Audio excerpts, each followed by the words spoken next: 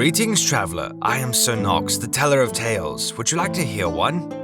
This one is called DM That Can't Ever Communicate Ideas Makes for a Miserable Campaign. Oh, you're not wrong there. Let's see what happened in your horror story.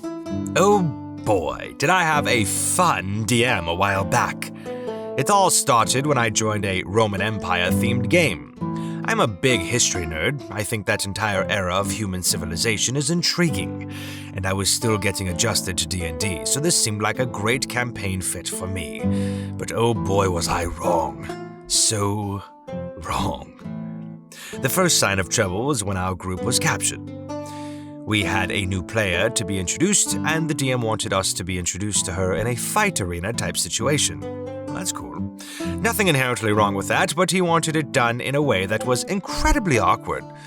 I was playing a Goliath, whose village had been saved by the family of another PC, who was a human. We were walking through a city, and we were being led down a narrow passage by a very shady dwarf. Given that my character felt a life debt to the other PC, I took on the role of a bodyguard, and voiced my concerns about the passage. Some of the party agreed, but the DM essentially forced us to, saying things like, "But you are almost at your destination," and "Come on guys, I worked hard on this," and all that other crap. Basically, we wouldn't get much of a say, a recurring theme. I know this one is not bad, but just hold your judgment until the rest of the story. So we follow the dwarf, and we are suddenly locked in a room. Some knockout gas suddenly fills the room, and we have to make stupid high constitution saves. I was a Goliath with high con and resistance to poisonous gases, so I made it easy, and so did the other PC my character was protecting. I stated we would gladly stand and fight, so naturally there was also a net that we didn't see in the room before that dropped down on us. Of course. However, I immediately succeeded my rules to get through it, and I helped the other PC. The DM becomes audibly frustrated and says a sorcerer cast a sleep spell. I failed the check, but the other PC didn't, so the DM then has 20 guards enter the room to demand he accept being captured. We finally accept the DM won't let us play this any other way, and just continue on with the story. Oh, okay. Well, this is railroading, right? We are then brought to an arena for entertainment by dark elves. We have these magic slave collars on that are immune to any and all attempts to get them off, be they mechanical, damage, or magic. We are forced to obey the every word of our masters, and we are forced to fight through his challenges. We meet our new party member, and then we continue our fighting until he decides to have the Imperial Legion come rescue us after they attack the city. We didn't really get anything of value out of the fighting. It wasn't even enough to warrant a level up, apparently. All we did was meet our new party member, and you can't tell me there isn't a better way to do so. So already, really feeling like this campaign is going to be a ride-on-rails adventure. But maybe the DM was just struggling with how to bring new people in. Whatever. I mean, that is a possibility. The next session, we find a magic item, and one of the players cast Identify on it, and it was a Staff of Fire. Most of us know what a Staff of Fire does, so he starts explaining what it does to one of the new players. The DM freaks out and accuses him of metagaming. We point out that he is from a highly educated, aristocratic family, and he would definitely have that sort of knowledge, and that we had cast Identify on it. The DM gets angry and tells us that that isn't how Identify works in his setting. That he has changed how Identify works, and we have to accept his ruling, even though he didn't tell us in advance. Another recurring theme. I mean, homebrews are okay, but, you know, I don't know, that one does seem a bit off, especially if the rest of the table is expecting. I don't know, because then I'm a hypocrite, because there's some other stories where I said, oh, well, homebrew is okay. I don't know, this is weird. So fast forward a couple sessions, and we kill the big bad way too early. The big bad was supposed to be a vampire that was in the other PC's family, an ancestor. We managed to knock him into sunlight, and I just get insanely lucky on some holy attacks, and we kill him. The next 2 sessions go by without incident, and then we encounter another vampire. Now, this vampire is just an underling to an even stronger vampire. My character, sensing an opportunity, decides to try to work with this underling. I suggest that we all work together and bring down his master. Then we can split his domain, and he can live another day. The DM, instead of letting me roleplay this out, decides that he needs to question me out of character. He literally asks if I'm betraying the party and questions my motives. While I was trying to either trick the vampire or stall for time, another player launches an attack on the vampire and the fight begins. So I decide that since my ruse has failed, I will charge in. Suddenly, one of the other players in the campaign uses an attack of opportunity on me. The vampire had charmed her when we first entered the room, silently, and she now was attacking me. Her attack fails and I reach the vampire. So what does she do? Oh, nothing major. She just uses a 4th level moonbeam on me. Now, first of all, she centers it on me, so I say, well, at least you are hitting the vampire. To which the DM said, oh, then you must have meant to cast it one tile over. I called BS, but he went through with it anyways. We still managed to win the fight, but I call her out after that. She says she was charmed. So he was controlling her, and she was forced to attack me.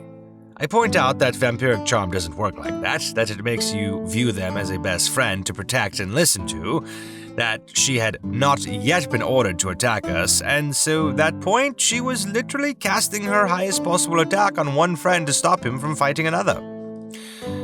That is when the DM stepped in. They had planned it before the session since we killed the last vampire too easily. That's right, his attempt to balance the encounter was to have one of the players forced onto the enemy's team without any of us knowing.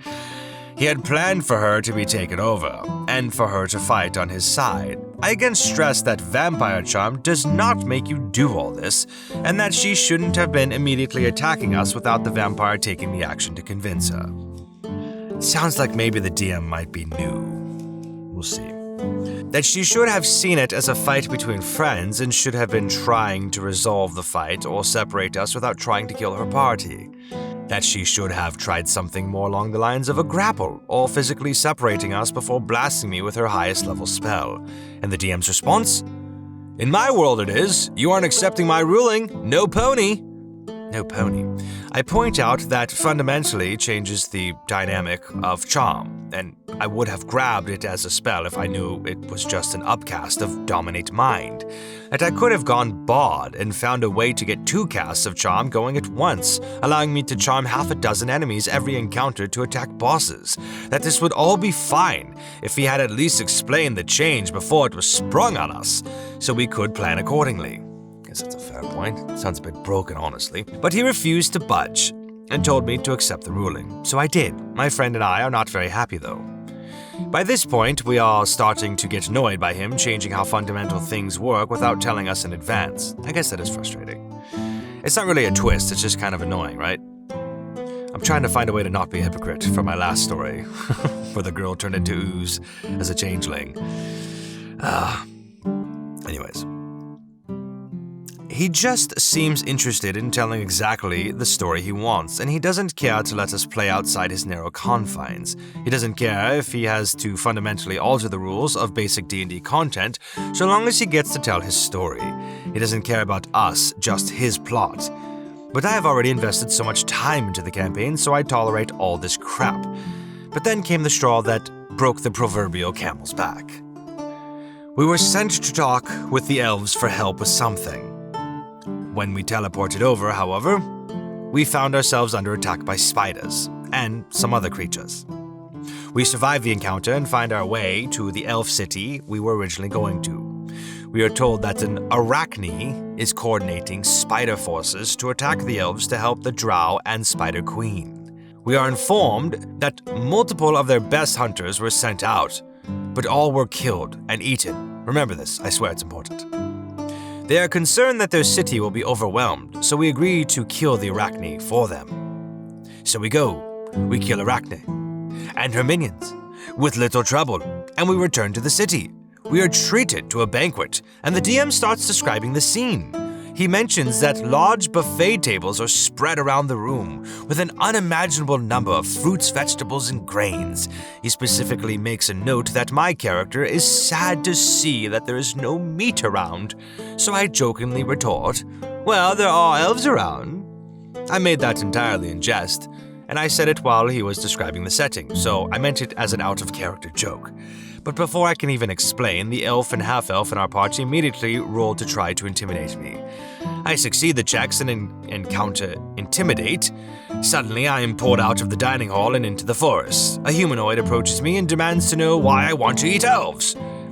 I say I don't, and it was just a joke. This entity then demands I apologize, to which I refuse, and then sent back to the banquet. Sans my armor and weapons. All of this has happened in the span of like 90 seconds. At this point, I'm overwhelmed and doubling down since I have so little time to think. The rest of my party is confused as I disappeared and reappeared without my stuff. A priest says I must have pissed off their patron deity.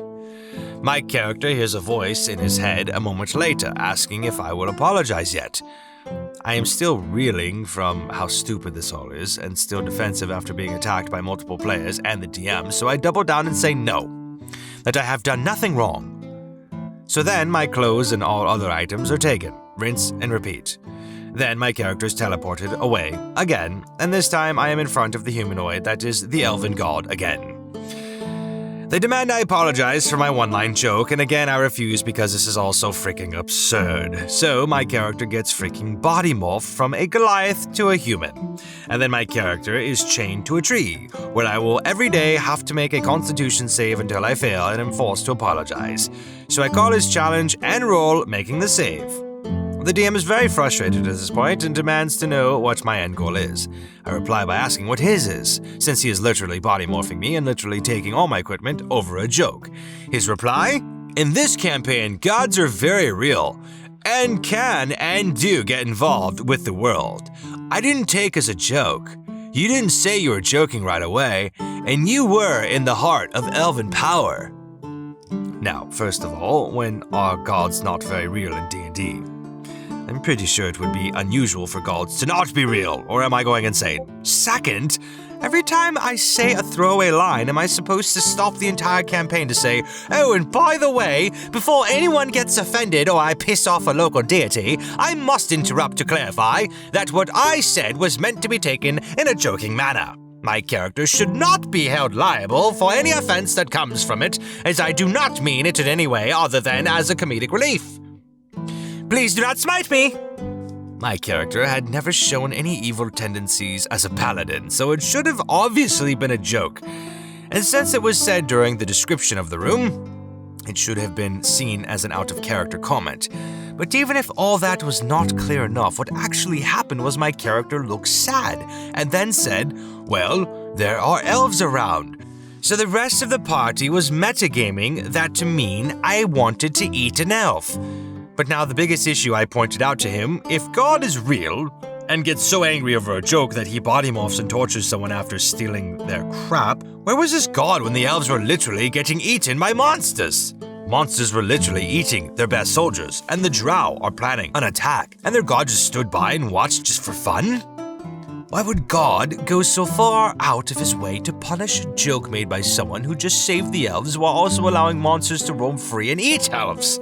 He literally had no answer.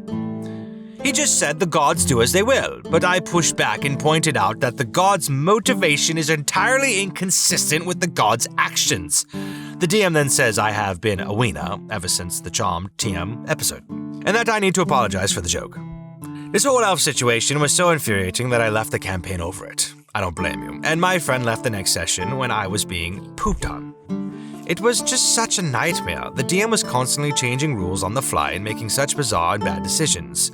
It was baffling being there. The DM and my friend were in another campaign together as players, and he was also hostile to me there too. Eventually, he was ejected from the campaign because he was just all around a terrible player who, ironically enough, would not listen to the DM's rulings and whined every time something didn't go his way. And this explains my username. I am spiteful, and the railroading DM is the butthole. Oh, what's a story? I mean, I agree with you. Just leave. I mean, I know it sucks when you've timed so much into a campaign, but a DM like that just sounds just horrendous, and it's never gonna get fun. I think like one twist, maybe a slight rule change, a homebrew of some sort is okay, but consistently, I think that's the problem. Just consistent changes and surprises that seem to be just convenient to fit with what the DM wants and with no consideration for the other players. It's just lame. It's not fun. It's a very selfish act. It just sounds like a very selfish person that wants to focus on themselves, and they're using you as a way to keep themselves entertained in their game, in their world, in their story. Yeah, just don't play with them, honestly.